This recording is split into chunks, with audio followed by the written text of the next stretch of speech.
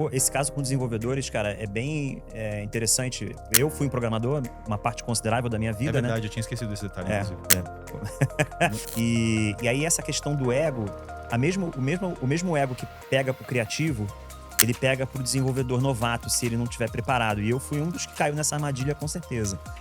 Porque a gente se apega àquele código-fonte que a gente escreveu como se fosse uma arte, como se fosse uma letra de uma música perfeita, né? E que, na verdade, é a mais pura imperfeição, porque não existe código perfeito. Eu adoro essas coisas simples, cara, porque, em geral, assim, elas são as mais efetivas. Porque quando é complexo demais, dá trabalho pra fazer e a gente Bicho, acaba é deixando de isso. lado. E a gente tem um programa agora que é focado em desenvolvedores e tal. E a gente tem usado isso com algumas pessoas. E a partir desse entendimento, essa dinâmica simples, bicho, é realmente uma parada diferente, Uhum. assim, que bateu diferente. Pô, esse caso com desenvolvedores, cara, é bem interessante. Eu fui um programador, uma parte considerável da minha É vida, né? verdade, eu tinha esquecido desse detalhe, inclusive. Pô.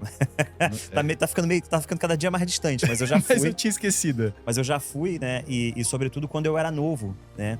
E aí essa questão do ego, o mesmo ego que pega pro criativo, ele pega pro desenvolvedor novato, se ele não estiver preparado. E eu fui um dos que caiu nessa armadilha, com certeza. Porque a gente se apega àquele código-fonte que a gente escreveu como se fosse uma arte, como se fosse uma letra de uma música perfeita, né? E que, na verdade, é a mais pura imperfeição, porque não existe código perfeito. O software, ele precisa de evolução contínua, então o mundo de hoje prova isso, né? A cada momento que a gente tem, os nossos aplicativos no celular, os sites que estão na internet, tem uma nova versão do software, ou seja, a coisa precisa evoluir, não existe o código final completo e perfeito, né? Mas a gente, como desenvolvedor iniciante, é muito comum ter um apego muito grande e um ego, aquele negocinho, aquele filhotinho que a gente geriu ali. E isso é muito ruim, porque o desenvolvedor nunca trabalha sozinho, ele sempre trabalha em equipe.